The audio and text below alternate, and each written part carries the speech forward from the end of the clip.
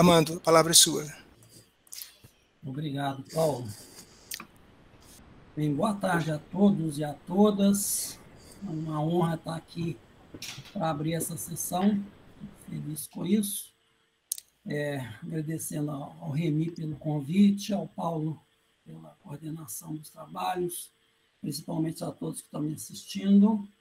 Então, vamos falar sobre esse assunto aí, né, dinâmica populacional. Para mim, nesta palestra, significa duas dinâmicas particulares, são o processo de Moran e o modelo epidemiológico CIS. Né? Eu vou descrever cada um deles daqui a pouquinho, mas, enfim, isso talvez possa ser usado em outras dinâmicas, o que eu vou dizer aqui, provavelmente sim. Então, primeiramente, eu queria falar o que esses grafos e as dinâmicas têm a ver um com o outro. Depois eu vou brevemente apresentar o processo de Moran em grafos, o modelo estocástico CIS em grafos, e aí falar do papel das simetrias dos grafos em tudo isso que eu quero dizer. E no final eu vou mostrar alguns resultados e problemas também, poucos problemas e poucos resultados, porque o tempo não é muito, e porque os resultados são poucos também. Então, ambos os trabalhos estão em estágio inicial. Então, sobre o Moran, eu estou trabalhando com o Evandro, que é meu aluno do doutorado. E no CIS, eu estou trabalhando com a Ana Luísa Sossai, que é aluna da iniciação científica. Então, vamos lá. Eu estou supondo que os grafos estão representando populações, no sentido de que os vértices são indivíduos nessa população e as arestas são algum tipo de interação entre esses indivíduos. Eu vou especificar um pouquinho o que é essa interação mais adiante. E eu vou supor também, não é necessário, mas para essa palestra, cada indivíduo, portanto, cada vértice pode estar em dois estados, que eu vou chamar inicialmente 0, 1, depois eu vou mudar esses nomes. E, ao longo de tudo que eu for falar, o N maiúsculo vai ser o tamanho da população, ao mesmo tempo o número de vértices do grafo. O processo de Moran, ele é um modelo para evolução de população, evolução biológica, tamanho constante N, e eu vou supor que eu tenho dois tipos de indivíduos, que são A e B. O tempo é discreto, e a ideia do processo de Moran, a descrição que eu posso fazer assim fácil, cada unidade de tempo eu faço dois sorteios independentes. Um sorteio que eu vou chamar de reprodução e um sorteio de morte. O que vai acontecer é que o indivíduo que foi escolhido para reproduzir vai gerar um descendente, e esse descendente vai ter o mesmo tipo do ancestral dele e vai substituir o indivíduo que morreu, de modo que o tamanho da população permanece constante.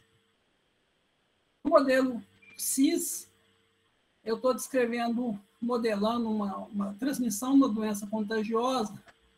Então, eu estou supondo que os indivíduos não adquirem nenhum tipo de imunidade. Então, essa é para suscetível ir para infectado, e aí eu não tenho nenhum estado, por exemplo, recuperado. Então, após serem infectados, os infectados se tornam suscetíveis de novo. Nesse caso, eu vou trabalhar com a dinâmica em tempo contínuo, supondo ainda a população de tamanho constante, ou seja, não estão nascendo nem morrendo outros indivíduos na minha população. Ambos os modelos, tanto o Moran quanto o CIS, eles têm contrapartidas, que são modelos onde eu suponho que as populações são totalmente misturadas. E quando eu coloco o grafo, eu estou quebrando essa hipótese da mistura total, ou seja, não necessariamente todos os indivíduos interagem igualmente com todos. Então, o grafo é o que produz essa estruturação da população. E aí eu vou dizer exatamente o que essa aresta significa em termos de interação. Como a gente vai ver, ter um grafo introduz dificuldades computacionais bastante grandes e também introduz diferenças importantes no comportamento dos modelos. Então, o que é, mais detalhadamente, o processo de Moran? Tem vários processos de Moran possíveis. Eu estou falando aqui do processo chamado BD. Eu vou ter que saltar um pouquinho que eu tinha falado, que eu queria falar de outros processos. Mas esse é o que foi originalmente, quer dizer, o processo de Moran não estruturado é bastante antigo, e a estruturação em grafos foi proposta nesse artigo aqui de Lieberman, Howard Novak, na Nature, 2005. Eu vou chamar de R, a aptidão dos indivíduos do tipo A e 1 aptidão dos indivíduos do tipo B. Então, isso significa basicamente que, em média, os indivíduos do tipo A vão ter R vezes mais descendentes que os indivíduos do tipo B.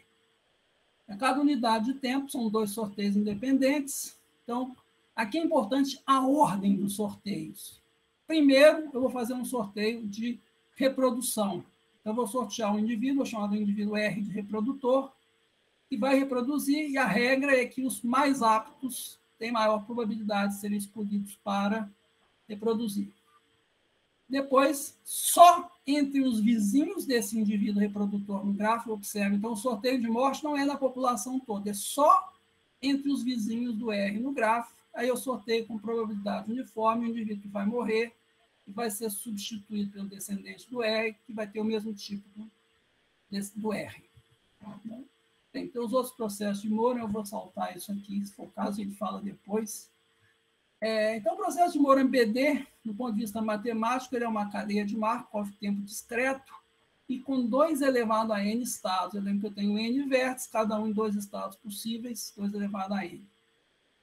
Os estados em que toda a população é tipo A ou toda a população é tipo B, eles são absorventes. Então, eles são pontos fixos da dinâmica. Sempre que eu chegar nesse estado, todo mundo A ou todo mundo B, a população vai permanecer pelas regras nossas, todo mundo A ou todo mundo B. Né? Os outros estados são todos transientes e, portanto, tem um teorema de cadeia de Markov que me diz que, com probabilidade 1, o meu processo de Moore vai ser absorvido, ou seja, depois de algum tempo, com probabilidade 1, eu vou ter ou todo mundo A ou todo mundo B. E, portanto, a quantidade mais relevante a ser calculada aqui é, dado um estado inicial da população, eu descobri qual que é a probabilidade de eu chegar em todo mundo A ou chegar em todo mundo B. Essas são as chamadas probabilidades de fixação. E o cálculo dessas probabilidades é trivial, mas um trivial entre aspas. Para achá-las, você tem que resolver um sistema de equações lineares, e a não trivialidade está no número de equações a serem resolvidas. Eu tenho uma equação para cada estado, portanto, 2 elevado a n equações a serem resolvidas. Quando o meu grafo é um grafo completo, ou seja, todos os vértices estão conectados a todos os outros, observe que todos os vértices são equivalentes, né? É fácil de perceber essa equivalência dos vértices. E, portanto, não interessa saber quais vértices estão ocupados por indivíduo tipo A, me interessa saber só quantos vértices estão ocupados por indivíduo tipo A. Nesse sentido, na hora que eu ajunto todos os estados com o mesmo número de indivíduos do tipo A, eu vou ter n mais 1 estados, onde o número de indivíduos no estado vai ser de 0 até n, portanto, n mais 1 estados, eu vou ter n mais 1 equações. Bem, n mais 1 equações não é necessariamente pouco, se o n for grande, mas, nesse caso, a gente ainda consegue resolver exatamente essas equações, encontrar a probabilidade de fixação dos indivíduos tipo A. Tem uma fórmula para ela, uma fórmula relativamente simples, né? Bem simples. O gráfico aqui, eu fixei o R, estou mostrando a probabilidade de fixação como função do I para 2 valores de N, né? Só com uma ilustraçãozinha aqui. Aí o modelo cis, qual que é o significado dele? Então, eu começo falando do modelo cis determinístico, né? Então, eu vou ter S maiúsculo de T, vai ser o número de indivíduos suscetíveis no tempo T, I maiúsculo de T, o número de indivíduos infectados no tempo T. Eles vão satisfazer essas equações diferenciais. Observe que se eu somar os membros direitos vai dar 0, significa que o S mais I é uma constante. Na verdade, o S mais I é igual a N, a população total. Então, eu posso escrever que o S é igual a N maiúsculo menos I, e dessas 2 equações, elas viram uma só, que é essa aqui. Mas antes de explorar essa aqui, vamos falar dos parâmetros que aparecem aqui. De novo, não vou ter muito tempo para ficar falando de por que as coisas são assim, mas a gente pode interpretar o C como o número de contatos por unidade de tempo entre os indivíduos da população, e observe que eu estou fazendo, portanto, a hipótese de que todos os indivíduos têm o mesmo número de contatos, essa tal da hipótese da população misturada, né? No campo médio, diriam os físicos. O tal aqui é a probabilidade que um contato entre um suscetível e infectado leve ao adoecimento, portanto, isso aqui é um parâmetro, digamos, da doença, e o gama, na verdade, 1 sobre gama é o tempo médio de recuperação do indivíduo, também é um parâmetro da doença. Quando eu for fazer o modelo cis estocástico, eu vou aproveitar o mesmo tau e o mesmo gama, né?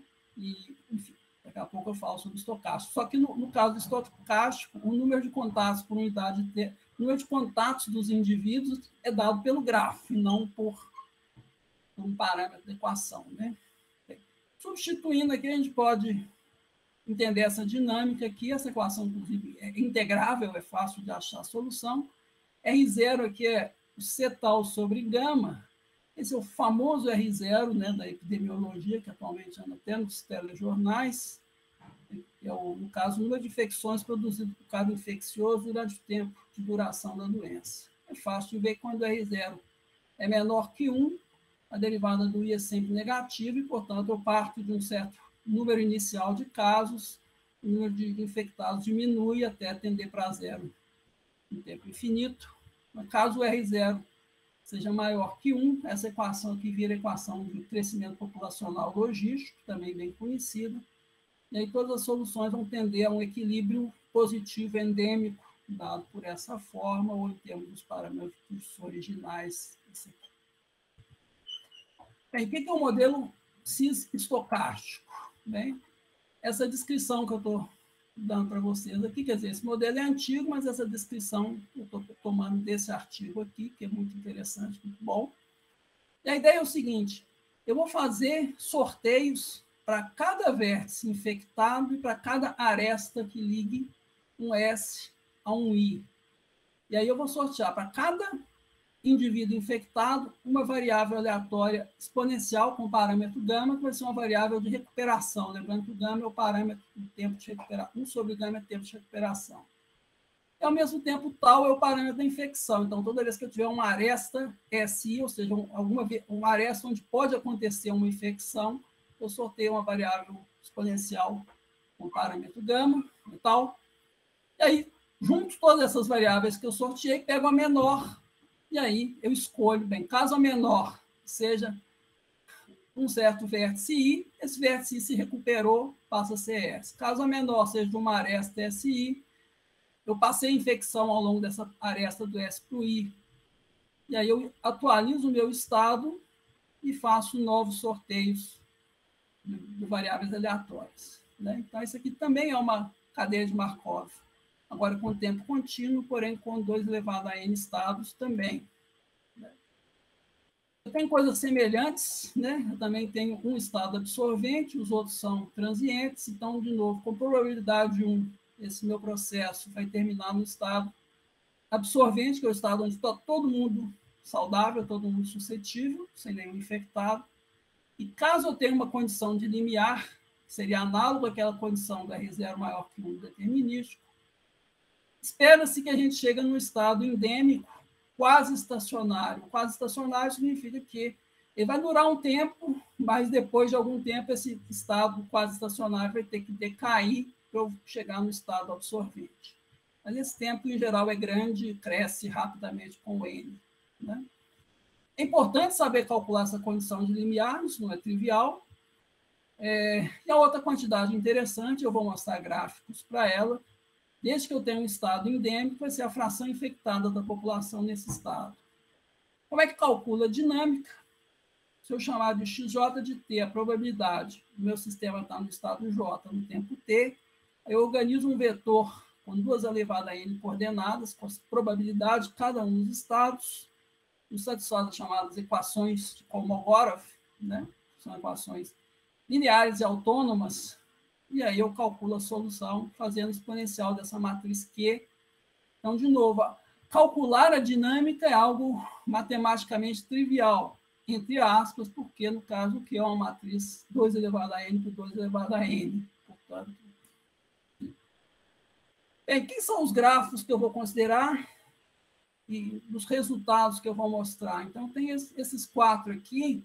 Na verdade, eu devia ter colocado mais um. Então, mais um que eu vou mostrar um resultado dele, que seria esse cara aqui, onde eu faço uma aresta extra. Esse aqui é o grafo completo, todo mundo com todo mundo. Esse é chamado grafo estrela. Esse é o grafo bipartido, completo, metade, metade. Esse aqui é chamado estrela dupla.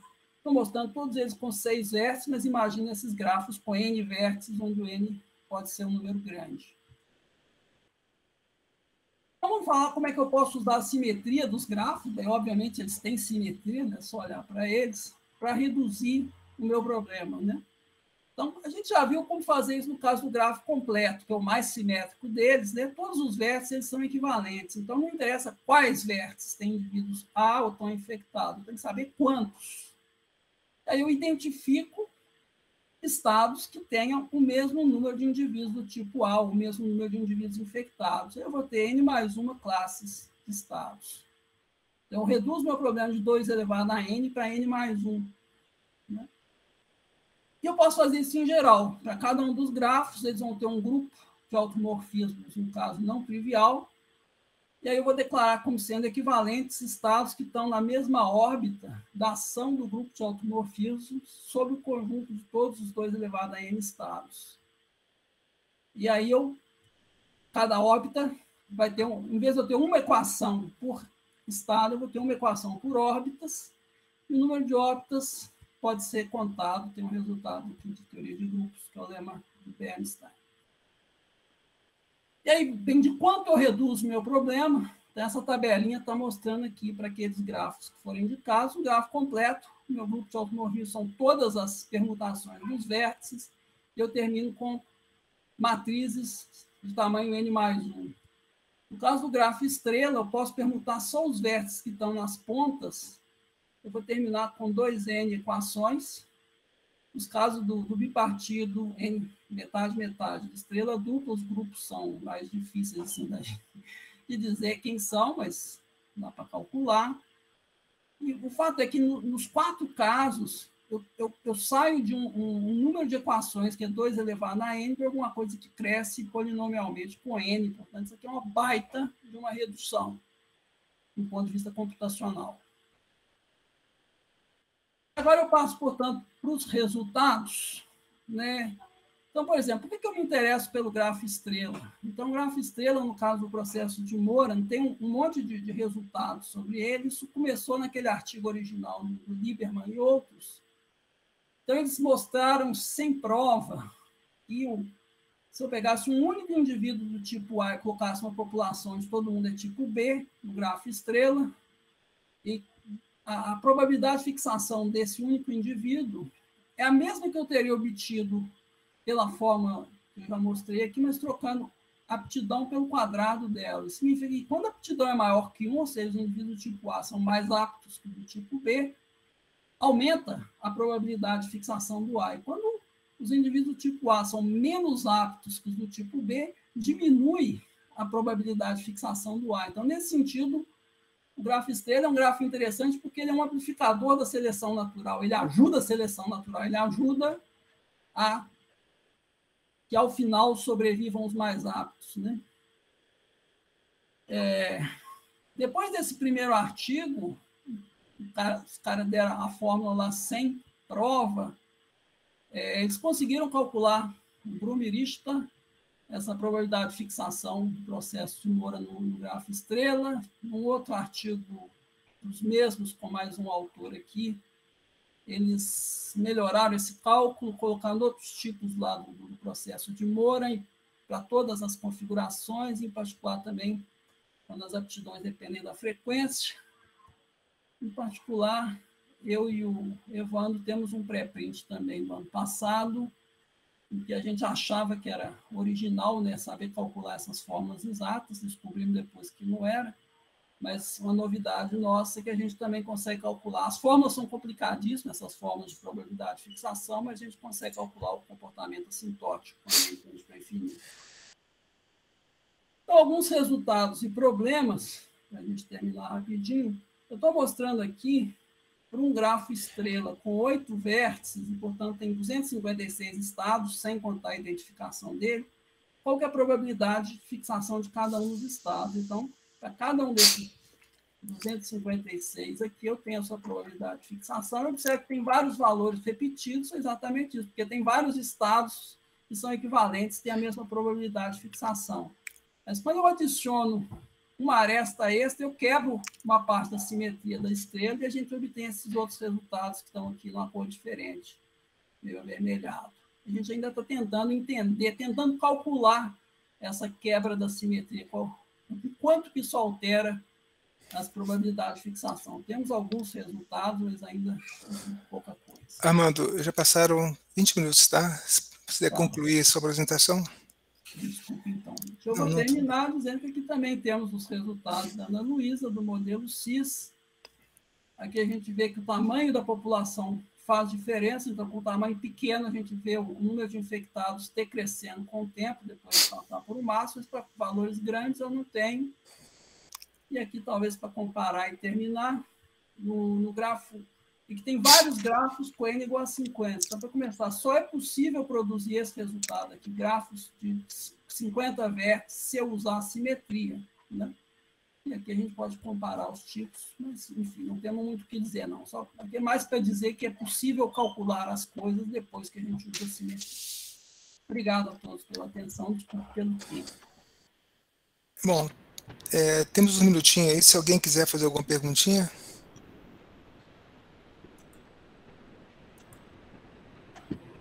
Não, eu vou querer. Sim. Armando, obrigado. Deixa eu te perguntar, esse modelo CIS estocástico que você apresentou, bom, a apresentação foi rápida, mas essencialmente em cada vértice você tem um processo de Poisson de parâmetro lambda, em cada aresta você tem um processo de Poisson de parâmetro tal, é isso? Sim. Independentes. Então, mas isso é mais ou menos o processo de contato do Harris, né? Sim, sim. Eu não sei exatamente a diferença, não, mas eu sei que eles são bastante parecidos, sim.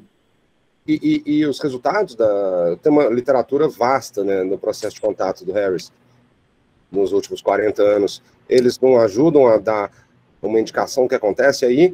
Eu entendo que o seu modelo é de um número finito de vértices, e a maior boa parte da literatura do processo de contato é no número infinito. Mas tem também uma literatura em grafos finitos. Elas ajudam, vão na direção do que você quer? Remy, nós estamos realmente muito no começo, e é um trabalho, digamos, de iniciação científica, então ainda não fomos buscar. Eu sei que tem literatura sobre o contato, que eu não sei exatamente quão parecidos eles são, quão diferentes, mas no próprio CIS estocástico tem muita coisa. Em particular, tem um camarada que é o Vespignani e Pastor Satorra, são físicos. Vespignani foi meu colega na época de doutorado, inclusive, mas que eles dizem que tem resultados importantíssimos aí porém com gráficos aleatórios, daqueles tipo lá, Marabase Albert, enfim, tem um monte de coisas bacanas para olhar, mas ainda não olhamos, estamos começando. Ah, legal. Obrigado. Alguém tem mais alguma pergunta? Se ninguém tiver, eu tenho.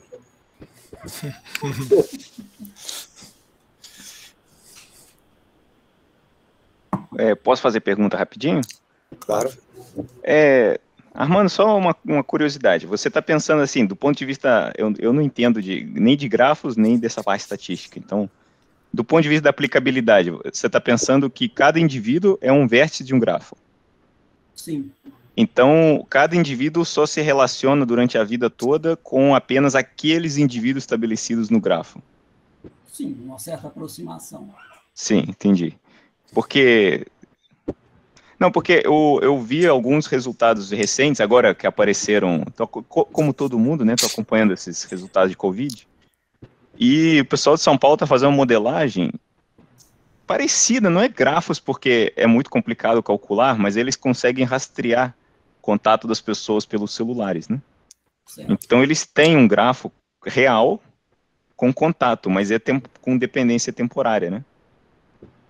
Sim, certamente. Aí é interessante só, mas...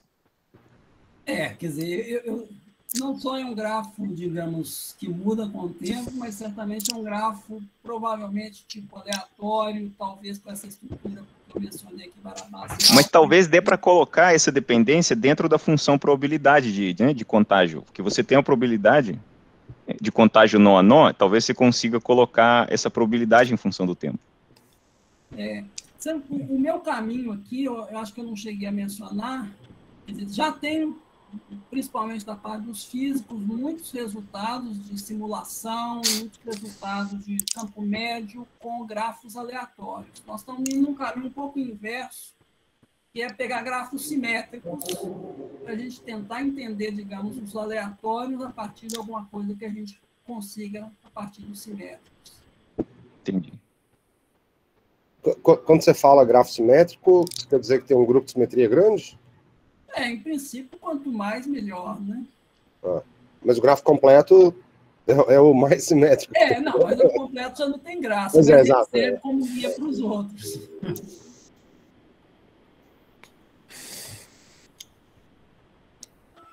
Mais alguma pergunta, Remy? Não, acho que o tempo está acabando. Só fazer uma pseudo-piada. Esse modelo CIS que você estuda, se a gente, o Grigori falou na relação com modelar a epidemia do Covid atual, o modelo CIS é um modelo pessimista, né? E o modelo CIR seria um modelo otimista, é isso? A gente, no ponto de vista de Covid, a gente sabe que tem algum tipo de imunidade adquirida, mas a gente sabe que essa imunidade também está sumindo, né? A gente tem visto que as pessoas estão adoecendo de novo. Então, o CIS seria a gente desprezar essa imunidade.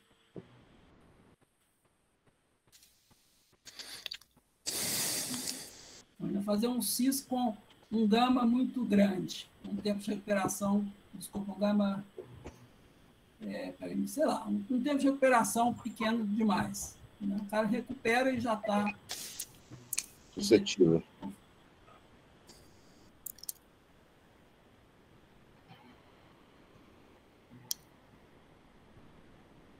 Mais perguntas, gente?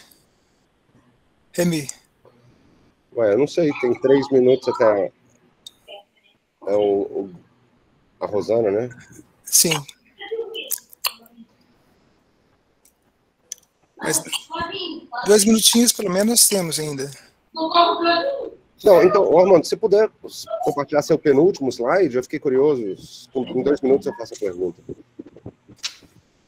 Penúltimo, pelo menos, o penúltimo grafo que você... que passou meio rápido, eu não entendi muito bem. Realmente, deve ser esse aqui, né? É esse mesmo. Esse mesmo. Que é o modelo CIS em estrela, né? Sim. Eu não entendi o que é esse grafo especial que desce. Por que ele é diferente do outro? Então, veja que tanto para o N igual a 10, que é esse aqui, quanto para o N igual a 20, a gente não está vendo, digamos, eu comecei com um único infectado e aqui a gente está vendo o número de infectados, a fração de infectados fica aparentemente constante no tempo. A gente sabe que não é exatamente constante, mas na escala de tempo que eu estou vendo aqui, que é até 50 unidades, eu não vejo decaimento. Mas para o 10 e para o 20 eu já consigo enxergar esse decaimento, porque o que está acontecendo aí é a absorção, né? Entendi. Existe uma probabilidade crescente de eu estar no estado onde não tem nenhum doente. Esses gráficos mais para cima é o que você chamou de estado quase estacionário, né? Então aqui a gente enxerga, de fato, o estado quase estacionário. Legal. Aparentemente estacionário nessa escala de tempo, se eu fizesse outra escala, mas é de se esperar que esse tempo de duração do estado quase estacionário cresça exponencialmente com ele. Então, é possível até que eu não consiga enxergar isso. É de se esperar, mas eu acho que isso não é provável, não. Bom, gente, vamos ter que interromper o papo, porque vamos para a segunda palestra, mas antes eu gostaria que vocês abrirem o áudio para aplaudirem o professor Armando.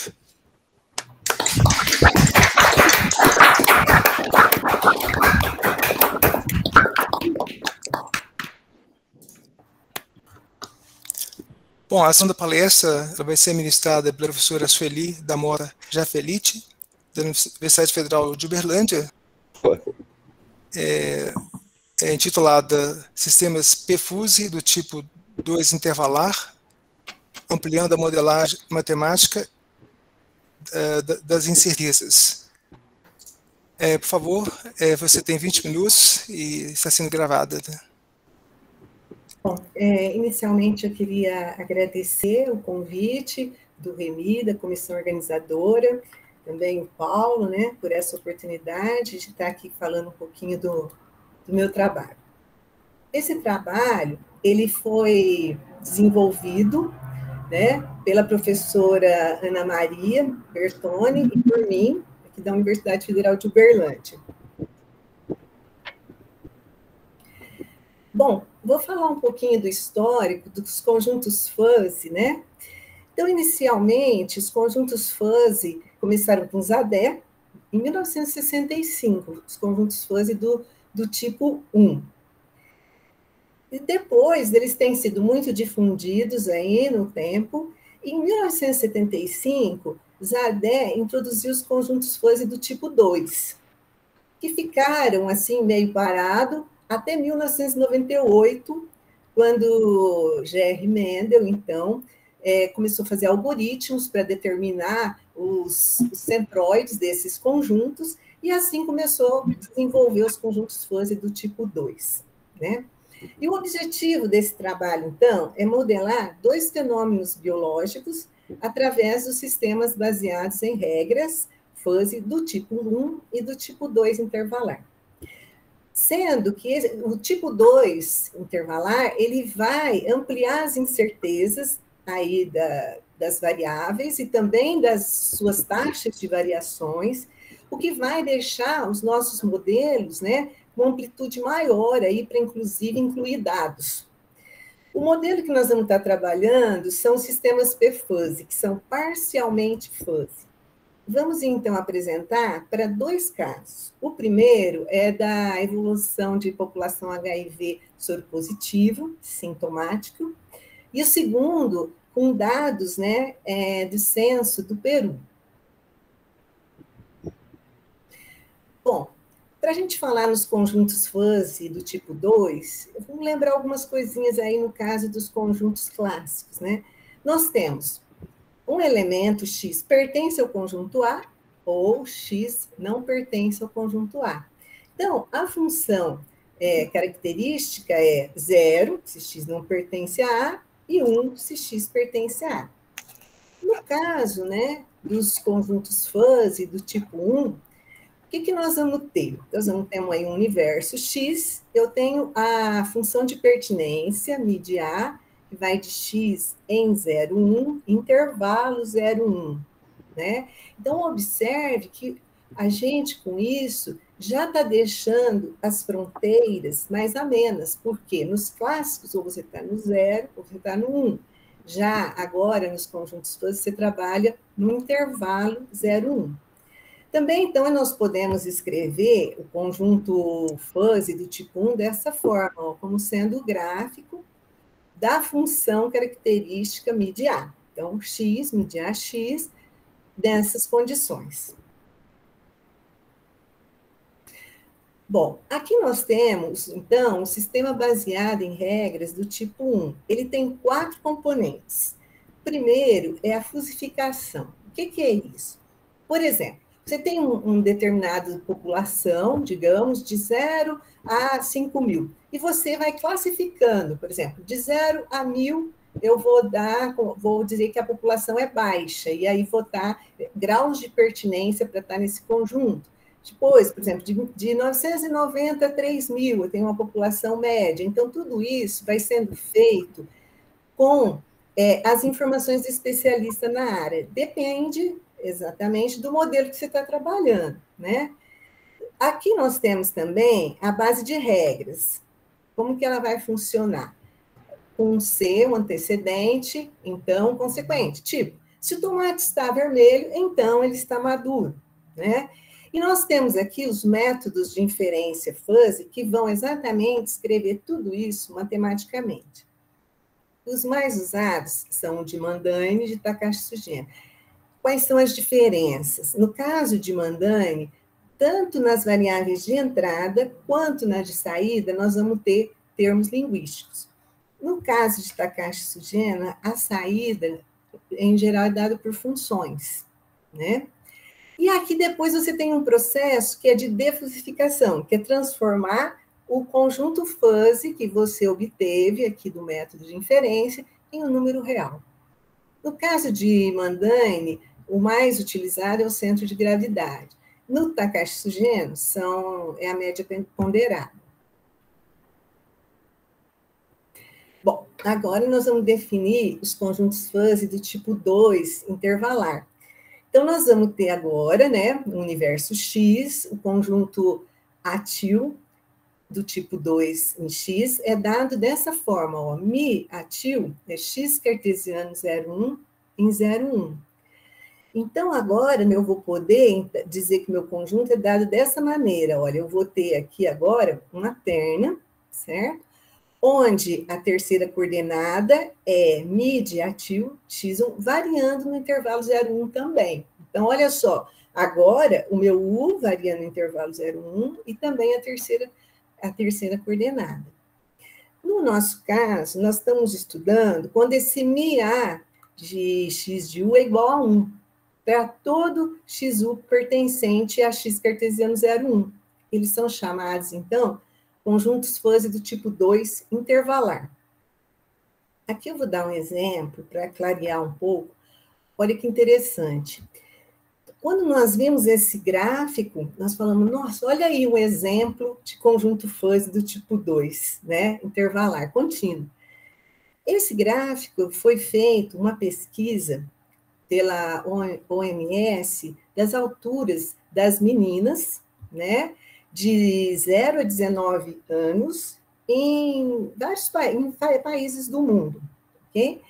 E aqui, então, nesse gráfico, ele mostra aqui, ó, em rosa, a mediana, e mostra também aqui uma gênese superior, que seria a mediana mais o desvio padrão, e aqui uma inferior, menos o desvio padrão. E aqui, olha, a altura esperada, ela está normalizada, porque essa altura, ela variava de 40 centímetros a 2 metros, então ela está normalizada. Então, quando a gente olha para esse gráfico, a gente fala, nossa, realmente isso é um exemplo de conjunto fuzzy do tipo 2 intervalar. Por quê? Porque você pode modelar a proposição lógica da seguinte forma, ó. A afirmação, a altura das meninas entre 0 e 19 anos está na faixa limitada por G inferior e G superior. Tem valor verdade 1, certo? Então, você pode estar dando exemplos, e existem muitos aí para a gente estar trabalhando. O SBR do tipo 2 intervalar, agora ele vai ter 5 componentes. A fusificação, da mesma forma, só que agora é dada por conjuntos fuzzy do tipo 2 intervalar, a base de regra, os métodos de inferência. Agora aqui eu vou ter o reduzidor de tipo. Por quê? Eu vou sair com um conjunto fuzzy do tipo 2 intervalar, vou calcular o centroide de conjuntos do tipo 1, certo? Calculando o valor mínimo desses centroides, o valor máximo, que eu vou chamar de CR, CL, e vou, inclusive, depois fazer a média dos dois para ter a defusificação. Nesse sistema, então, é interessante porque eu vou sair, na verdade, quando você está fazendo o processo entrando com um valor, você vai obter 3 valores, aí que vai ajudar muito na modelagem, tá? Nós conseguimos utilizar, né, o sistema sistema baseado em regras do tipo 2, com o toolbox que foi fornecido por nós pelo professor Oscar Castilho, lá do México, ok? E agora, então, vamos para os sistemas P-Fuzzy. O que são esses sistemas? Por exemplo, dado aqui o PVI dx dt, né, f de x de t, x de t0 igual a x0, um sistema autônomo. Essa minha f, então, ela vai ser descrita por uma base de regras, onde as variáveis de entrada vão ser as variáveis de estado e as suas variações vão ser as saídas. Bom, nós vamos ter que definir sempre qual sistema, baseado em regras, nós vamos utilizar e qual sistema de inferência. Então, aqui vai depender de alguns conhecimentos. Se no meu modelo eu tiver conhecimento da literatura, mais dados, certo? Ou de laboratório, ou da própria literatura, eu posso usar a Takashi Sugeno. Se eu tiver apenas informações da literatura, então, Mandanha. Aí, decidido o método de inferência, eu começo o processo. Eu pego a condição inicial, que eu conheço, passo pelo sistema baseado em regras, ainda eu vou ter a taxa de variação como saída, integro, faço a integração numérica e volto, e é isso eu vou fazendo o processo e vou obtendo exatamente as trajetórias dos sistemas PFuzzy. Bom, o primeiro modelo aqui que nós vamos trabalhar é o modelo de Anderson, onde eu tenho uma população toda HIV, eu tenho os assintomáticos, que são os As, e tenho os sintomáticos, certo? E essa lambda de T é a taxa de transferência de assintomático para sintomático. Sintomático é quando ele já tem doenças oportunistas, assim por diante. Bom, e aqui nesse modelo, ele considera todos como sendo assintomáticos no início, essa é a condição inicial. A solução de sistema é tranquilo, beleza, encontramos de forma determinística. Agora, nós vamos fazer utilizando os sistemas PFuzzy, do tipo 1 e do tipo 2, através do sistema baseado em regras. Então, vamos lá.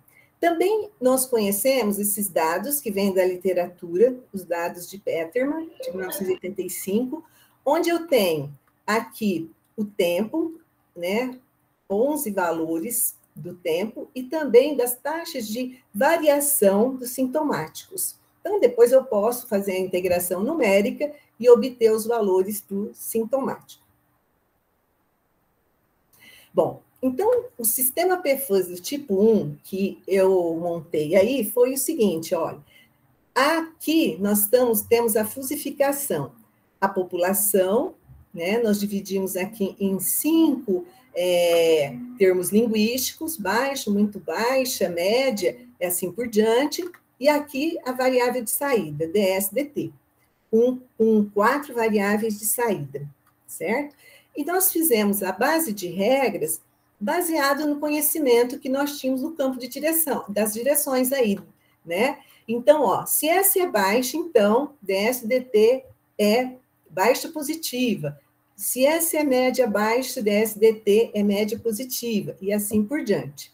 E aí usamos o Mandain, né, por esse conhecimento que nós temos. Usamos a regra de trapézio para fazer a integração numérica. Bom, agora, como que a gente fez o sistema PFuzzy do tipo 2 intervalar? Baseado no que nós tínhamos feito no 1, olha aqui, a gente consegue montar as funções de pertinência agora. Observe que agora, ó, nós ampliamos as incertezas. Exatamente aqui, ó, que a gente chama a FUM, a pegada da incerteza. Como era aquele caso do exemplo das meninas, né, que a gente tinha aquela faixa. Então, essas são as variáveis de entrada e essas são de saída. A base de regras nós usamos a mesma. E olha que interessante os gráficos que a gente obteve.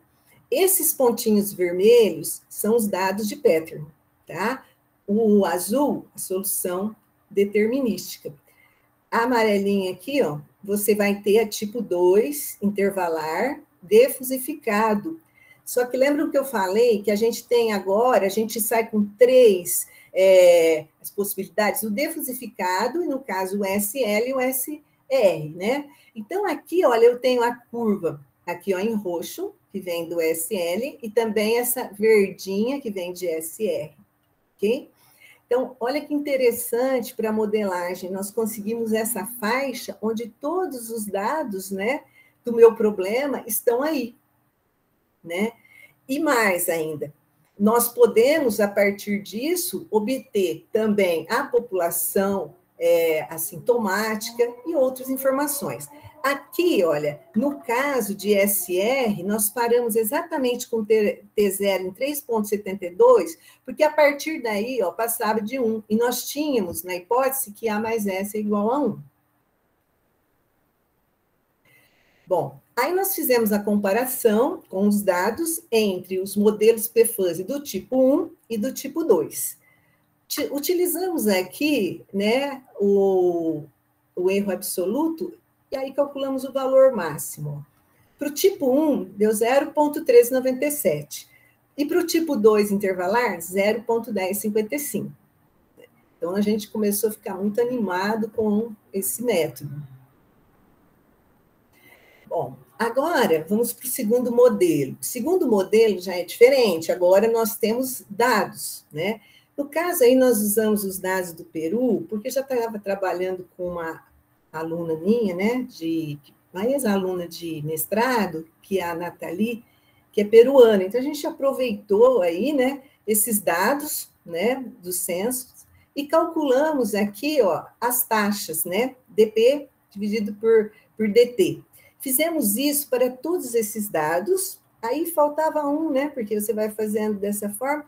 Pegamos mais um aqui de 2017, que seria uma previsão, e calculamos esse valor. Então, agora, o que mudou? Agora nós temos exatamente dados. Então, no nosso fluxograma, lembra no início que eu falei, nós temos que tomar uma decisão, temos que escolher um método. Então, agora nós escolhemos o Takashi Sugeno, pelo fato, né, que eu tenho os dados. Aí, nós utilizamos, né, uma rede NeuroFuzzy, a ANFIS, para obter o sistema baseado em regras conveniente. Porque quando você está trabalhando com dados, fazer esse sistema na mão e acertar pode ser muito complicado, ok? Então, fizemos o sistema, obtemos essas 3 regras. Observe que agora a saída, ó, tem uma função, né? Aqui. Nesses softwares que a gente usa, em geral, essa função é sempre reta, plana, assim por diante, mas essa função pode ser qualquer. E aqui, as formas dessas nossas variáveis, baixo, médio e alta, foram trapezoidais, ok? Aí nós estendemos aí também para o caso do tipo 2 intervalar. Fazendo o quê? A partir daquele conhecimento que nós tínhamos, a gente pegou aquele dado e fez intervalos. Então, agora, olha só, a nossa saída, tá vendo? São intervalinhos aqui, né? E também as entradas são conjuntos fuzzy do tipo 2 intervalar, certo? Usamos agora o método de integração numérica regra de Simpson.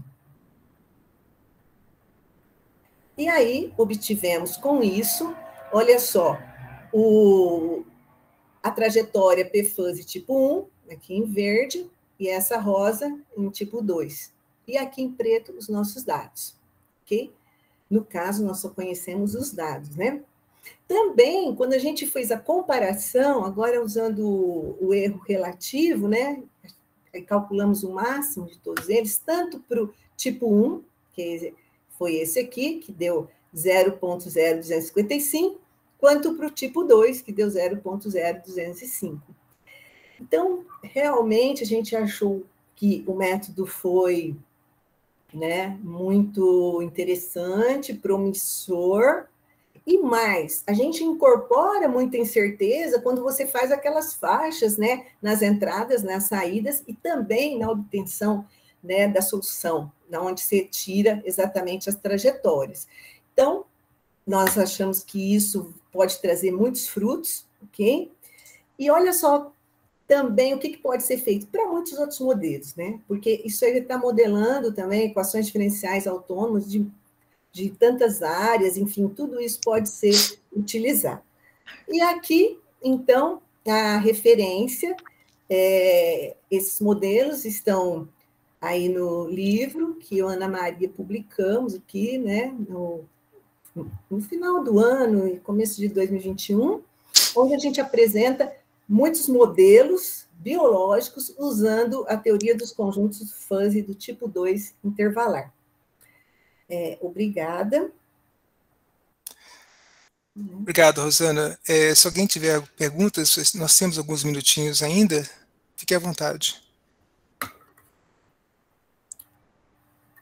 Remy, você quer perguntar? Eu tenho uma pergunta bem simples. Professor Rosana, o que é aquela rede neural fuzzy? Eu não entendi. É simples explicar? Você falou ele no final, na hora que você foi considerar o sistema. É porque nós temos a ANFIS, é uma rede neural fuzzy, e o que ela faz? Se você tem conhecimentos dos dados de saída, tá certo? E algumas informações das variáveis de entrada, ela gera um sistema baseado em regras para você. Ela gera exatamente, por exemplo, você dá Por exemplo, a variação aqui embaixo de quanto a população tem que variar. Vamos supor, de 0 a 5 mil. Aí você também fala, eu quero que tenha 3 funções de pertinência, tá? E dá a saída. No caso, era a taxa de variação, mas isso você pode utilizar para outros modelos que você queira. Aí você tem o treinamento, isso tem programado aí nos softwares, tem o treinamento e ele te devolve esse sistema. Isso é muito bom para dados.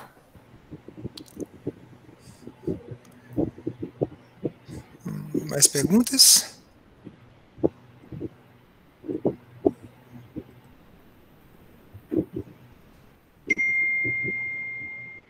Bom, se não tiverem mais perguntas, vamos agradecer a professora Rosana pela palestra e vamos abrir o nosso áudio para aplaudi-la.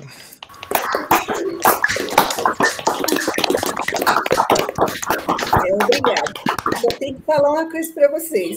Se vocês verem qualquer faixa por aí, na internet, né, em algum livro e tal, lembra sempre dos conjuntos fãs e do tipo 2 intervalar. Vocês viram o gráfico das meninas, né? As meninas todas lá dentro daquela altura e a gente conseguindo modelar matematicamente. Obrigado, viu, gente? Obrigado. Esse seu livro, ele está online, Rosana? É? Esse seu livro que você mostrou no final, ele está online na página da SPMAC? Ele tem o e-book, só que ele não é gratuito, né? Porque ele é da Springer, então tem um custo aí, né? Ele não é gratuito. A Ana Maria está aqui, a autora também, né? Oi, Ana Maria. Ana Maria, queria comentar alguma coisa? Não, muito bom, Rosana, sempre vendendo nosso produto. Parabéns, muito... a alma do negócio, né, gente? É vender produto, né? Tem que vender. A Ana Maria só estuda conjuntos fuzzy depois de tanto convite, né, Ana? Exato, foi Rosana que convenceu. E é muito bom, muito prazeroso. Obrigada. Então. Parabéns, Rosana, uma gracinha. Há uns anos atrás eu até peguei umas coisas e falei, eu quero entender esse conjuntos fuzzy. Tem a ver com probabilidade, eu quero entender esse negócio. Tem. Mas eu não avancei muito, não, pela verdade. Muito bom.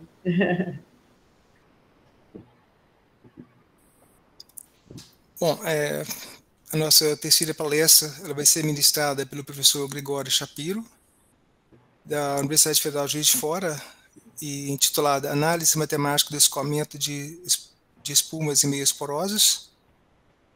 Bom, Gregório, você tem 20 minutos e está sendo gravado, né? E a palavra está com você agora. Paulo, muito obrigado pela introdução, muito obrigado a todos por separarem um tempinho para assistir a palestra. Então, eu vou falar de alguns resultados recentes que a gente obteve. É claro que eu estou apresentando palestra, mas tem muita gente por trás dos resultados. Eu acho que o jeito mais fácil é ver o site do laboratório LAMAP na FJF. Bom, a palestra é bem breve, então eu vou tentar focar muito na motivação, porque eu percebi que a nossa sessão é muito eclética entre epidemiologia, fuzzy, física quântica, enfim, por que não petróleo? Mas eu vou tentar focar muito mais na motivação do que em resultados em si, que talvez não atraia tanta atenção. Então vamos lá. Que é? Bom, todo mundo já olha na televisão, nós temos Petrobras, ora indo bem, ora no mal. Então, o petróleo é um fluido cheio de hidrocarbonetos que a gente pode usar para várias coisas, inclusive fazer gasolina. Bom, mas onde fica petróleo? Meio poroso, você pode imaginar, por simplicidade, uma esponja, só que feita de pedra. E tipicamente no petróleo você tem um gás, um óleo e água. Como todos os materiais são viscoelásticos, então aqui também não é exceção a rocha. Então se você cria um poço, simplesmente fura um poço até esse meio poroso, a própria pressão da Terra em cima dele vai fazer com que o petróleo vai sair. Isso vai fazer por pouco tempo, claro, até que as pressões se equilibram e a produção vai parar. Para compensar a produção, o jeito mais simples é você injetar um outro fluido, e aí você compensa a perda de pressão. Esse outro fluido, tipicamente, é água, e é injetado no poço de injeção. Aqui vale a pena dizer que eu posso falar muito sobre a história do petróleo, como funciona, mas uma parte imprescindível para a formação de reservatórios de petróleo é ter 2 camadas de rocha impermeável, porque caso contrário, como o petróleo precisa de milhões de anos para se formar, ele sairia e aconteceria várias reações químicas, entraria outras substâncias e não aconteceria isso. Por isso nós temos camadas de petróleo, né? Você tem esses reservatórios de petróleo espalhados pelo planeta em várias situações. Bom, agora em relação ao pré-sal especificamente, nós temos, como vocês todos devem saber, temos alguns problemas agora com o meio ambiente e não podemos soltar gás estufa na atmosfera, isso não é considerado muito bom mais. Então, em particular, o gás CO2, ele não pode ser soltado na atmosfera. Em particular, o Brasil assinou em 2016 o Acordo de Paris, pelo qual ele se comprometeu a reduzir as emissões de CO2 na atmosfera. Bom, acontece que vários reservatórios de petróleo, o gás, que eu disse sempre, né, que o reservatório tipicamente tem óleo, o gás e a água, então o gás tipicamente é CO2. E também pode ter o gás natural, metano, etc., mas o CO2 é o principal.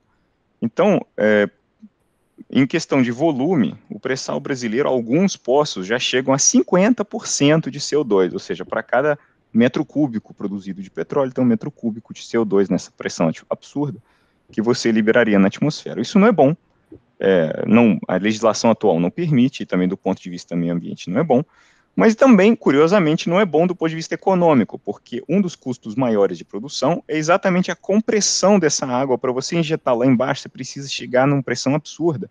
Então, isso também custa. Então, você pode tirar, hoje em dia tem umas,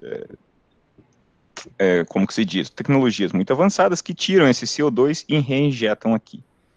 E aí, claro, né, a gente está tirando óleo e CO2, se você só injetar CO2, você não vai produzir a mesma quantidade de óleo, então injeta-se alternadamente água e gás, água e gás, água e gás, e esse processo é chamado de WAG, que é Water Alternative Gas. Agora, qual o problema em geral com isso, em particular no pré-sal? O problema é o seguinte, você tem a formação de uma coisa chamada dedos, ou seja, como o reservatório é todo heterogêneo, mais ou menos vocês veem nessas cores, então formam-se dedos nesse reservatório. Então, como a água tipicamente é mais densa do que o óleo, os dedos tendem, né, a ir por baixo, e se você injeta só o gás, também formam-se dedos muito piores que na água, por cima, né? E à medida que o primeiro dedo chega no poço produtor, né, aqui no meio, acabou, você não consegue produzir mais nada. Então, para controlar isso, tem a técnica de espuma. Você injeta junto com a água um pouquinho de surfactante, que é basicamente um detergente de cozinha. E aí, se você pensa que o que acontece na cozinha, você adiciona uma gotinha de detergente na esponja, você tem espuma suficiente para lavar toda a sua louça. Aqui também precisa de muito pouco surfactante para criar bolhas, e essas bolhas vão fazer com que os dedos do gás não propaguem dentro da água. Então, de novo, eu só vou falar hoje desse problema. Então, eu vou falar hoje apenas do problema água, gás e espuma. Não vamos tocar em óleo ainda. Ok. Então, o que são dedos aqui tem uma simulação numérica realista. Isso aqui foi feito um simulador no nosso laboratório especialmente para problemas de espumas. E isso aqui é uma camada de meio poroso heterogêneo da Sociedade do Petróleo Americana. E vocês veem exatamente o que acontece quando você tem dedos. Isso aqui é muito rápido, ou seja, isso aqui nos primeiros segundos da simulação. E aqui, do ponto de vista, né, só para ter uma ideia da aplicação, você vê que na figura de cima é a mesma de antes, ou seja, sem espuma, só que por um tempo muito maior, aqui é já 10 mil segundos. Então os dedos já passaram, o gás está passando, e você vê que ainda tem muita água no local. Por outro lado, quando você usa espuma, bom, está claro aqui que o gás forma tipo um pistão, claro, não é um pistão reto, mas é um pistão, que empurra tudo para frente.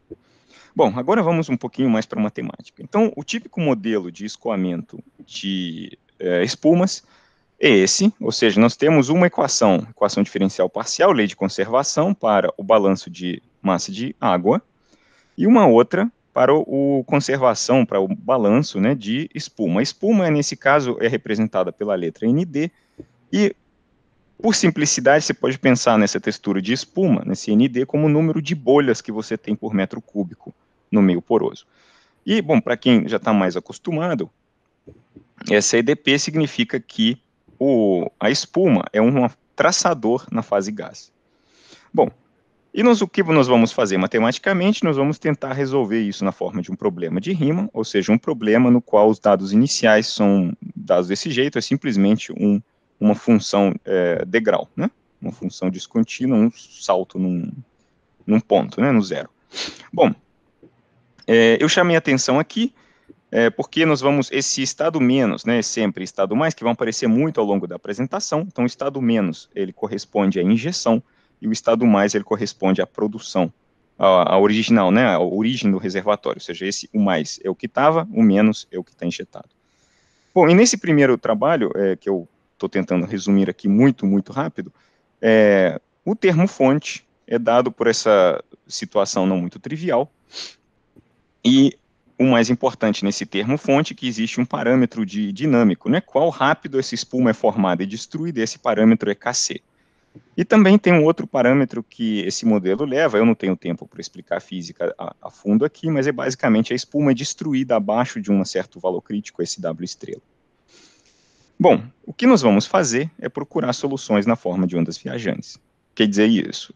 Nós vamos procurar soluções de EDP, transformá-las em EDO. Ou seja, nós vamos supor que, na verdade, a minha solução, em vez de xt, ela depende das variáveis eta, t, e, na verdade, ela não depende de eta, ou seja, ela é uma solução estacionária.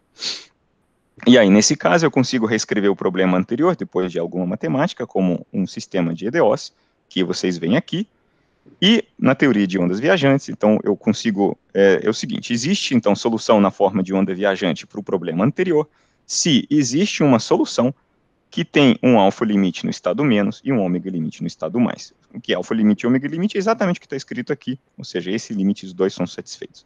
Além disso, nós conseguimos calcular analiticamente a velocidade dessa onda, que nós vamos ver para frente, que é importante.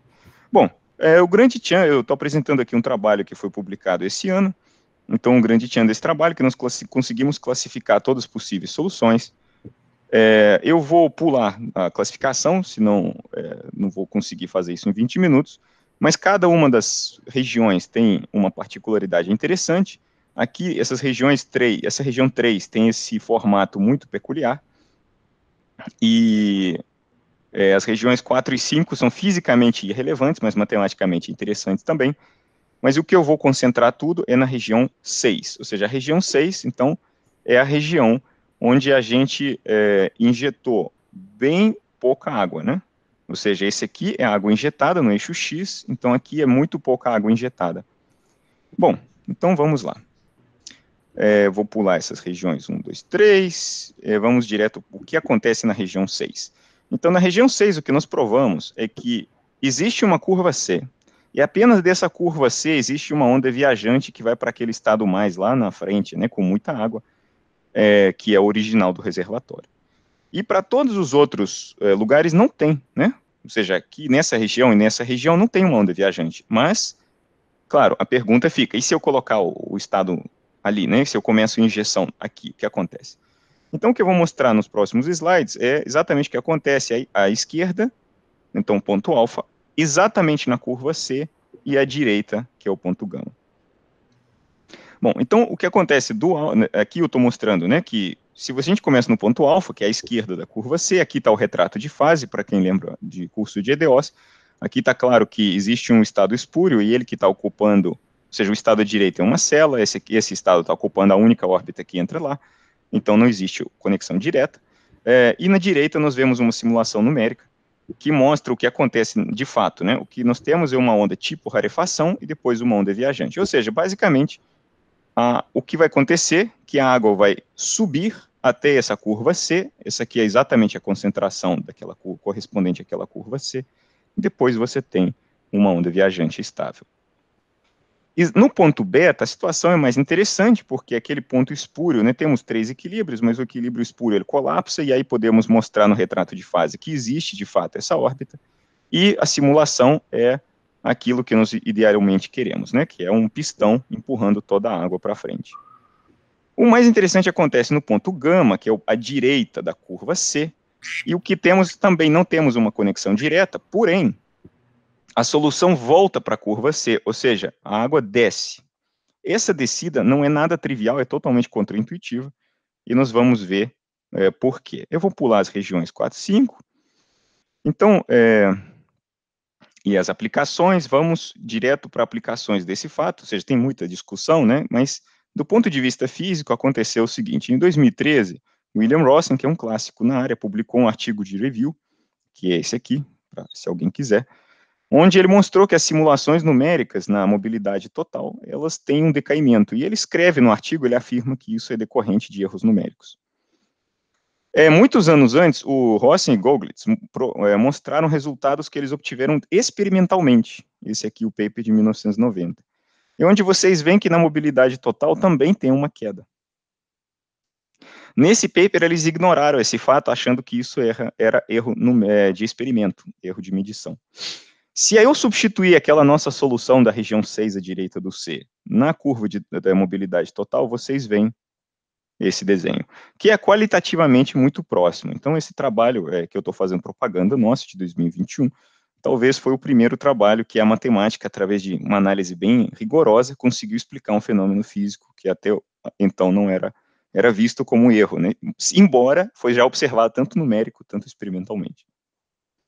Bom, outra coisa, aproveitar que eu tenho 6 minutos, eu queria mostrar é que, claro, né, agora nós temos uma solução analítica e tudo, e seria interessante compará-la com dados experimentais.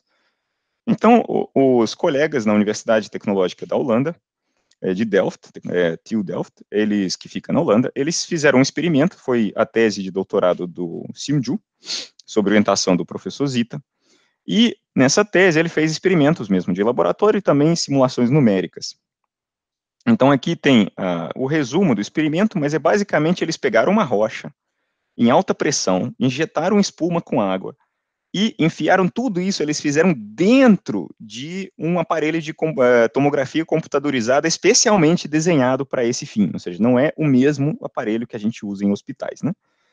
E aí eles conseguiram ver dentro da rocha com essa tomografia computadorizada e eles conseguiram tirar essa informação, e aí eles têm a saturação em cada ponto, em cada segundo, nesse testemunho que a gente chama, nessa pedra, e é esses dados que a gente vai usar aqui.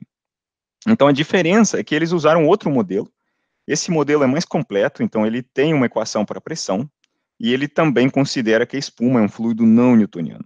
Infelizmente, a solução que a gente usa aqui, que eu mostrei nos slides anteriores, a gente não consegue aplicar essa técnica para um modelo desse tipo. Então, o que nós consideramos é que a pressão é constante, ou seja, a gente não tem equação da pressão, e a pressão é simplesmente uma constante, e também o que nós vamos usar é que o fluido não é não newtoniano. O não newtoniano significa que as propriedades do fluido dependem da velocidade. Então, o que nós vamos ignorar isso, considerar uma certa velocidade média, e fazer como se fosse constante. E esse modelo diferencia do outro pelo termo de geração e destruição de espuma, que ele é muito mais simples. Então, nós conseguimos reproduzir todos os resultados do outro artigo nesse, ou seja, nós também classificamos todas as soluções para esse outro modelo, e descobrimos que, nesse caso, apenas tem 2 regiões, que é bem curioso, porque essa região 1 aqui, ela é muito próxima da região 2 do outro artigo, que é, de fato, as bolinhas B, C, D, A e E, são exatamente onde eles fizeram as escuras, né? São onde eles fizeram simulações numéricas, usando o método INPES para o modelo completo, e A e E é onde eles fizeram experimentos de laboratório. Então, vocês veem que, qualitativamente, todas essas soluções correspondem à região 1, enquanto que na região 2, ninguém sabe, ninguém fez experimento, ninguém fez simulação numérica. Bom, e aí vamos comparar, então, nossa solução analítica com a deles. Então, aqui, esse slide é a comparação da solução analítica que a gente obteve com a solução numérica que o Simju obteve na tese. Então, os resultados estão nesse artigo, também publicado esse ano. Vocês veem que qualitativamente a gente conseguiu pegar tudo, e claro, o mais interessante é comparar com dados experimentais, afinal, a natureza está no experimento, né? O modelo é modelo, aproximação é aproximação, e que vocês podem ver que a solução analítica, que está desenhada em azul, ela bate muito bem com a simulação, com o dado experimental em verde. O interessante é observar que a velocidade que nós obtivemos teórica, ela bate muito bem com situações posteriores e não bate tão bem com as soluções iniciais, mas isso tem a ver porque tanto no parte experimental, tanto na parte numérica, tudo leva um tempo para estabilizar. Então não é de se surpreender que nos primeiros passos não coincide, mas a coincidência no final é surpreendente. Bom, e aí para resumir, nós estudamos 2 modelos. Então primeiro que o nosso modelo é newtoniano, e eu falei que a espuma é não newtoniana.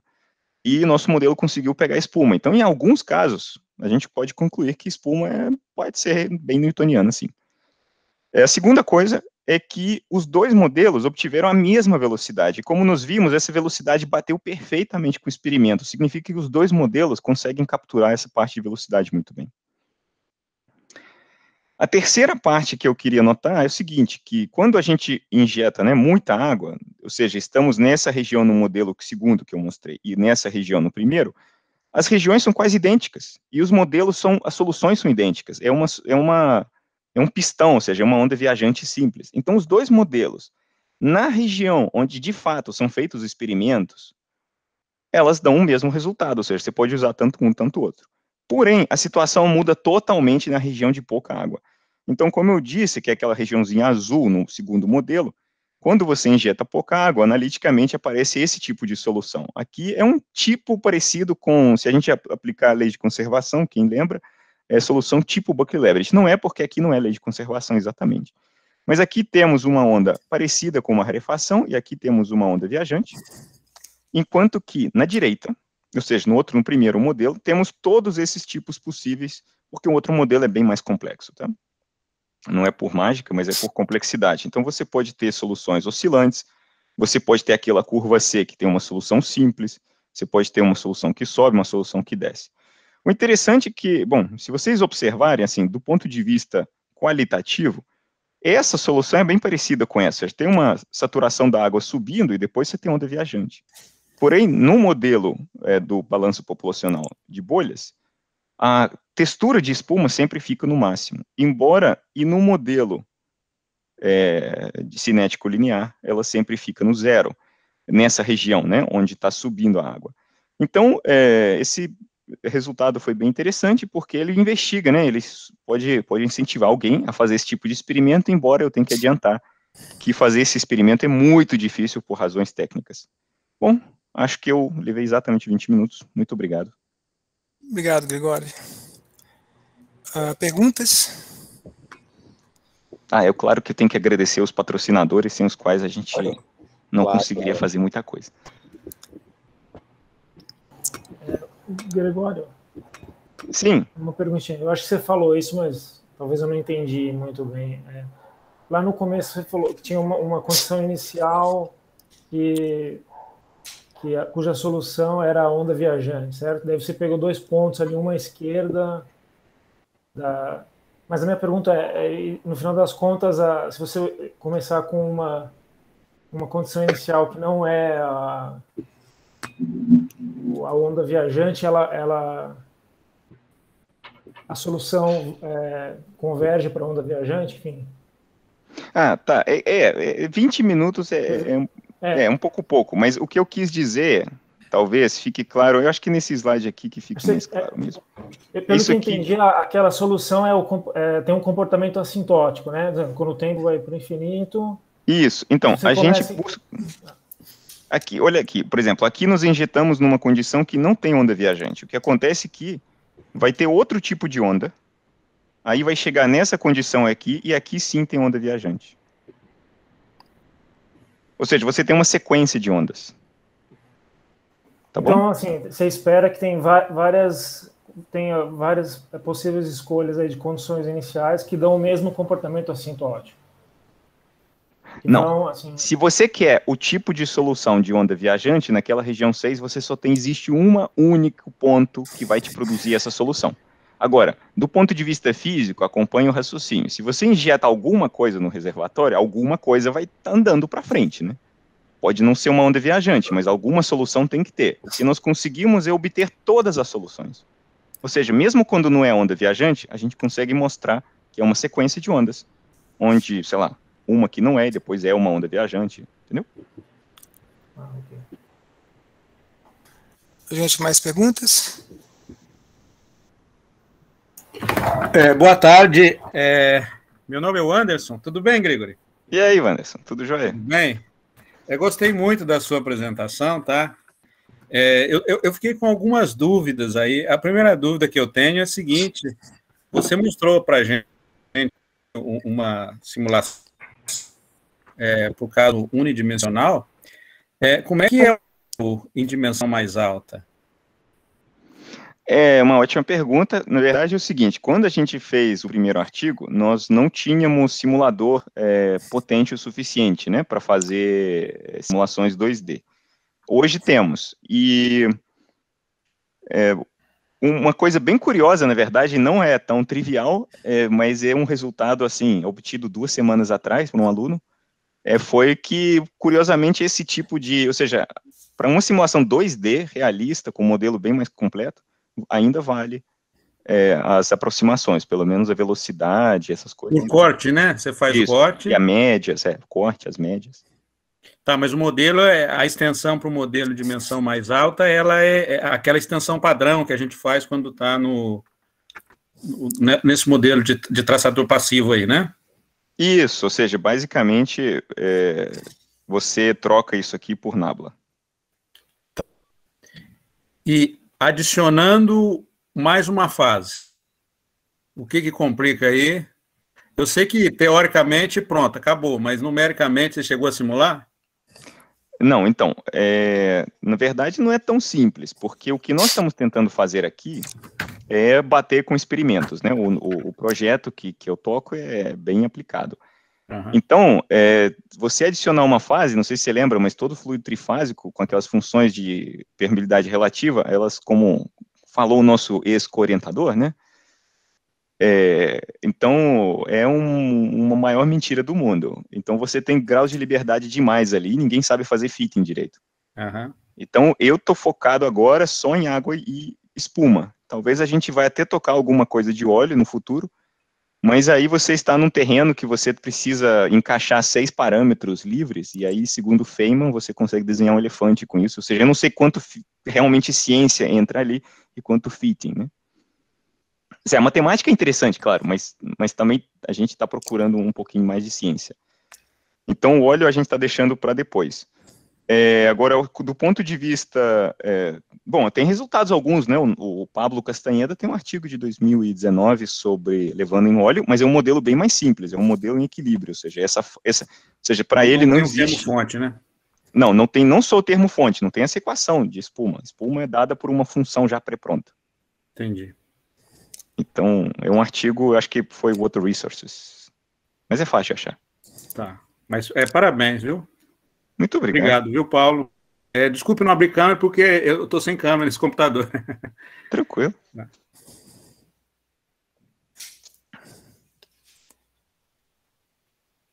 Bom, se não tiver mais perguntas, né, mais uma vez vamos agradecer ao Gregório e aplaudi-lo, né, pela bela apresentação. Muito obrigado.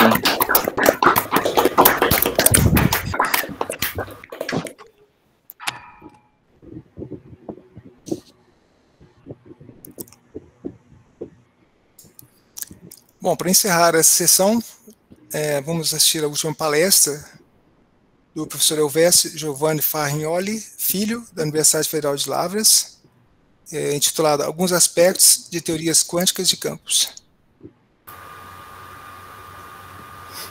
Elvésio, você tem 20 minutos, tá bom? Está sendo gravado.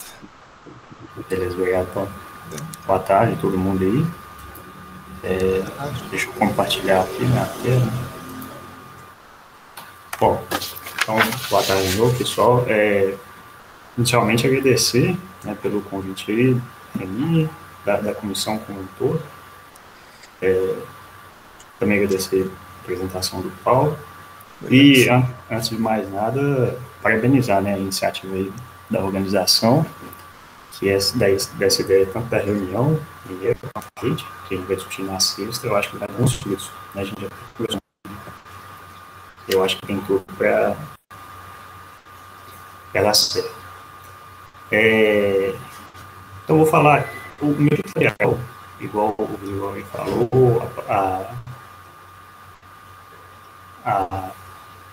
o público, né, é muito eclético, muito amplo, e eu não quis entrar muito em detalhes técnicos, por isso que o título está bem com alguns aspectos de teoria quântica de campos, que é a área que eu trabalho, e eu resolvi falar de alguns trabalhos que eu fiz aí ao longo desse tempo, e de um específico que acabou de começar, para mostrar um pouco do que a gente faz. Aqui também, né, poderia colocar mais outros, porque esses trabalhos foram desenvolvidos com várias pessoas, e talvez estabelecer alguma parceria, né? Não consegui ver todo mundo que está aqui, mas de repente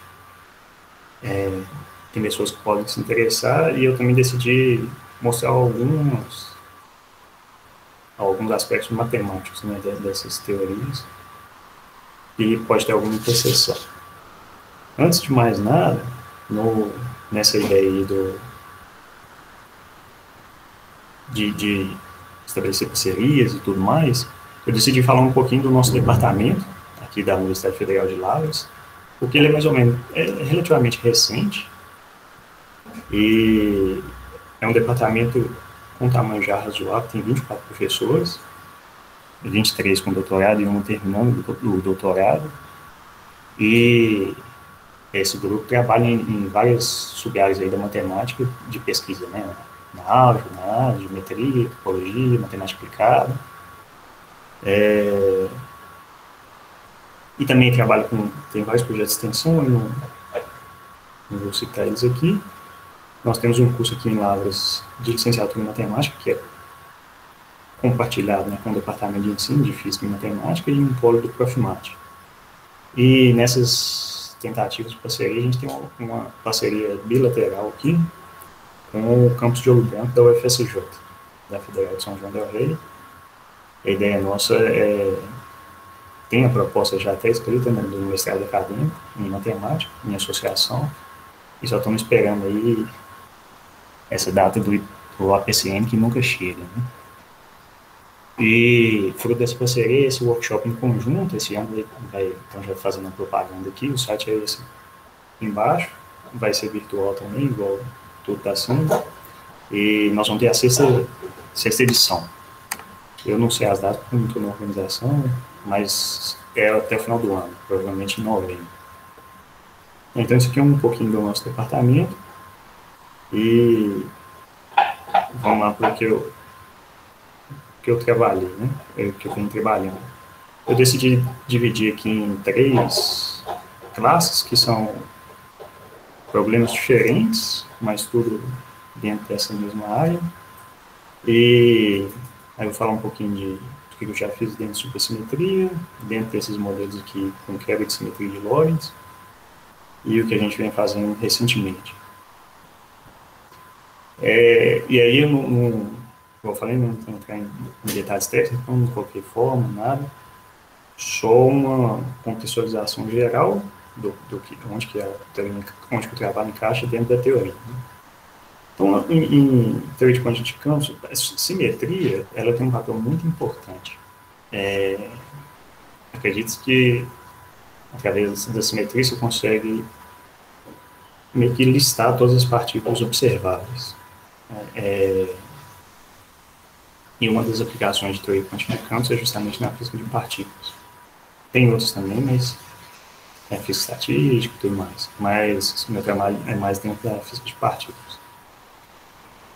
E aí, nessas simetrias, o palco, onde tudo acontece, é uma variedade quadridimensional, que é o espaço-tempo, que a gente chama, e pode ser na relatividade geral, mas aqui no contexto a base de teoria de campos que eu faço, né, num espaço de Minkowski. E aí o grupo de simetria do espaço-tempo, que é o grupo de Poincaré, é bem conhecido, beleza. E além disso, essas teorias elas têm uns grupos que a gente chama de simetria interna. E o pessoal ficava, né, ali com um sonho de unificar essas duas simetrias num grupão aí, né? Consegui descrever isso. Isso é na década de 60, 70. E depois veio esse teorema de Coulomb-Mandula, que é o teorema que se chama no-go, né, que não vai. E eles provaram que, com algumas hipóteses bem razoáveis para teorias realistas, né, hipóteses do tipo causalidade, localidade, coisas que geralmente se exige com teoria física. Tem outras hipóteses também, mas também tudo bem razoável. Você não consegue, né? O máximo que você consegue desse grupão é isomorfo o produto direto do grupo de Poincaré com esse grupo de simetria interna, né? Então, o pessoal tentar depois ver esse teorema e falar, então a coisa não vai. E aí, o que o pessoal propôs, né, e o Harry Lopuzansky e Chonius demonstraram, é que dá para você fazer uma pequena modificação na sua estrutura e fazer uma graduação dessas álgebras, né? Então você vai para um negócio que chama superálgebras. E isso te dá uma simetria, que é a supersimetria, que é uma simetria que relaciona graus de liberdade bosônico com graus de liberdade fermiônico. Eu vou explicar isso um pouquinho mais no contexto do próximo trabalho. Eu estou falando isso aqui mais para mostrar como que a supersimetria entra nessa uma relação bem, assim, parece, né, na base da teoria, e isso deixou o pessoal muito feliz. Mas fala, bota lá uns computadores e a coisa toda andou, né? Você conseguiu contornar esse teorema aqui e conseguiu essa espécie de unificação, né? Unificação dessas simetrias do espaço-tempo com o grupo interno, as simetrias do grupo interno. E aí, o pessoal começou a estudar isso a partir da década de 70, teve muito resultado, e das coisas, um lugar que a gente entrou aqui, foi nesse tipo de teoria que chama teorias de Yang-Mills supersimétricas. Então, um trabalho primeiro que a gente fez foi nisso aqui. O N igual a 1 aqui, no incrementar, tem a ver com quantidade de cargas dessa sua teoria. Você pode ter N igual a 2, 3, etc. Mas essa teoria aqui seria uma versão supersimétrica de uma teoria que é uma parte do que a gente chama de modelo padrão, que é a melhor teoria para a física de partículas. E tem um setor dela que chama Yang-Mills, e isso aqui é a versão supersimétrica desse setor. E a gente trabalhou nisso, calculando algumas propriedades. E aí, o que a gente fez? Né? Foi um cálculo de segunda ordem de um objeto que chama função beta, usando uma técnica diferente. Tem várias maneiras de fazer esses cálculos. Você precisa de dar um passo ali, que é um passo que chama regularização, e aí tem vários métodos de regularização, e tem algumas importâncias manter a dimensão da teoria. O método mais clássico da regularização é mudar a dimensão do seu espaço-tempo. Isso pode levar a algum tipo de problema. E a gente trabalhou com isso aqui porque tem um problema na literatura, que chama anomaly puzzle, que você tem a supercorrente, porque você tem uma simetria, né? Então você tem a supersimetria, aí pelo teorema de Miller você tem uma corrente associada a ela, é a supercorrente, e como parte dessa supercorrente tem um negócio chamado corrente quiral. E essa superpotência ela conserva em nível clássico e em nível quântico não. Quando isso acontece, a gente chama de anomalia. E essa anomalia ela é proporcional à função beta. E fazer a conta da função beta, você obtém termos de ordem mais alta. Outras pessoas também fizeram a conta que eu tiver. Tem como, inclusive, nessa teoria aqui, fazer uma conta não perturbativa. E só tem um teorema, chama de teorema de Adler-Bardeen, que fala que a corrente quiral, ela exaure um loop. Então, ela vai, no máximo, até a primeira hora. E aí tem essa um pouco de incompatibilidade, né, que é dessa relação da corrente quiral com a função beta, o teorema de Adler-Bardeen. Isso recebe o nome de anomaly puzzle. E aí a gente tentou, né, jogar um pouco mais de luz em cima desse problema. Nós fizemos esse cálculo, então. E também, né, para saber direitinho qual que é a origem desse problema, se é na regularização ou se é em alguma outra parte da teoria. E, além de obter o resultado aqui, né, a gente também verificou o papel de umas coisas que chamam de divergência infravermelha, que tem vários artigos sobre essa função beta aqui de News. E alguns artigos falam que ela tem um papel importante, outros não. E no nosso, aí se consegue separar essas divergências, e a nossa conclusão é que umas que a gente chama do tipo off-shell não contribuem, e umas do tipo on-shell contribuem para essa função beta. Então, esse foi um dos trabalhos aqui em supersimetria. Deixa eu só ver o tempo aqui. Nossa. Um outro trabalho, esse aqui é um pouco mais fenomenológico, então já ligado a observáveis mesmo, né? E cálculo disso, é que você tem um modelo padrão como a principal teoria de campos para trabalhar com física de partículas. O modelo padrão, ele é muito bom, dá resultados impressionantes, coisa que você calcula na teoria, mede no experimento e dá concordância de 10 casas. Mas tem alguns motivos para buscar física além do modelo padrão. Um deles é o sonho de física dessa área, que é a unificação, né, das interações, incluindo aqui a gravitação, buscar com a gravidade quântica. Isso aí é mais ou menos geral. Você liga televisão nesses canais de ciência e aparece gente falando disso. Tem né, alguns problemas mais assim, imediatos, né, porque algumas observações não batem com o modelo, como um negócio chamado simetria matéria e antimatéria, porque tem mais matéria ordinária do que antimatéria no universo, massa do neutrino e assim por diante.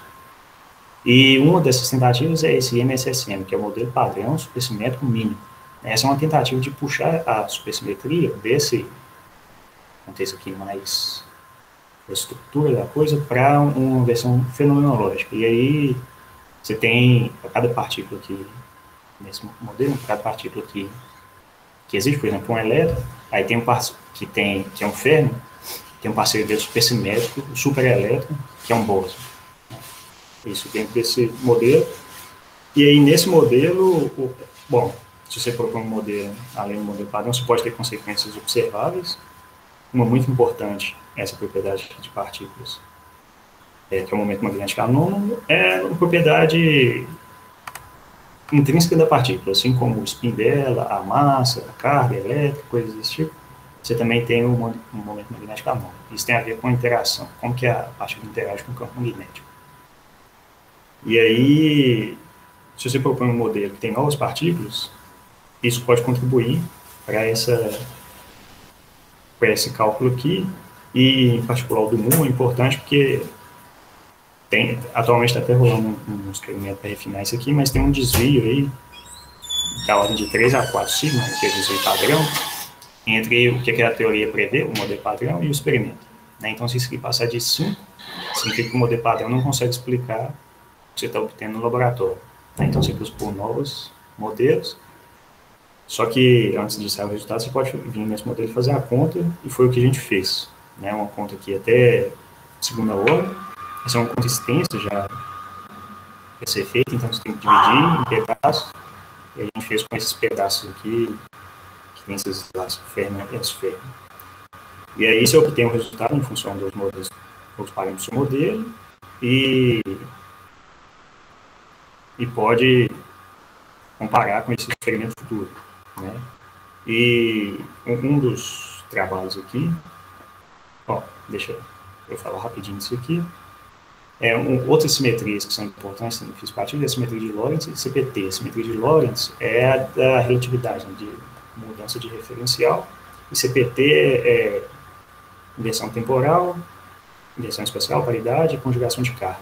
Né? Essas duas simetrias, elas são conservadas nessas teorias, mas você pode propor, e aí foi o que o pessoal fez aí, extensões desse modelo padrão que quebra essas simetrias. Né? Então, esse modelo padrão estendido inclui essas quebras.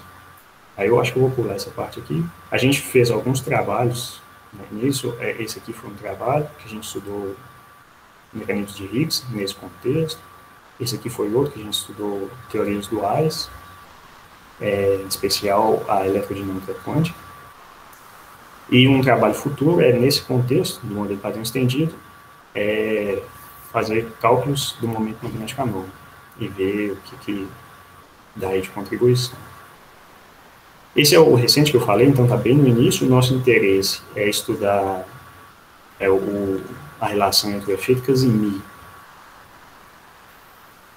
que é um efeito que eu vou explicar aqui rapidinho, em referenciais não iniciais e energia escura. Esse efeito Casimir, você pega duas placas, por exemplo, metálicas, coloca no vácuo, a placa descarregada, e existe uma força entre elas. Esse é o efeito Casimir clássico, e tem o dinâmico, e um espelho movendo, acelerado, você pode ter emissão de partículas ali, quantas de energia do vácuo. Mas a parte matemática aqui que a gente, estudando isso, acabou caindo nesse problema de equações diferenciais parciais com as fronteiras móveis. Né? E aí a gente foi dar uma olhada na literatura. Um primeiro que eu vi é esse aqui, que tem exatamente 100 anos, que é um artigo do Nicolai, que é estudando a equação de onda, só que a gente estuda na graduação, né? Você coloca a coordinha fixa em 2 pontos, e aí você resolve, sai Fourier e tal. Aí aqui você deixa um lado fixo e o outro começa a esticar. Né? Aí como que fica a equação nessa corda? Só que a maneira que move aqui com velocidade constante, um dos lados.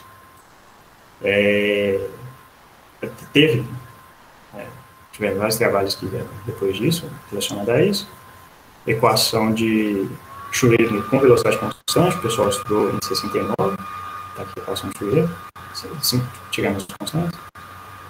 Com velocidade móvel e aceleração lenta, com fronteira móvel com aceleração lenta, tem esse artigo. E a de Klein-Gordon, que é a que a gente tem interesse, só com velocidade constante. A nossa ideia é estudar Klein-Gordon com a fronteira acelerada. Aqui estão algumas dessas referências, alguns desses artigos. Acho que foi um pouco corrido, mas espero ter passado algum recado. Obrigado pela presença. Muito obrigado a você, tá? Agradecemos. Bom, vamos abrir o áudio para aplaudi-lo, por favor.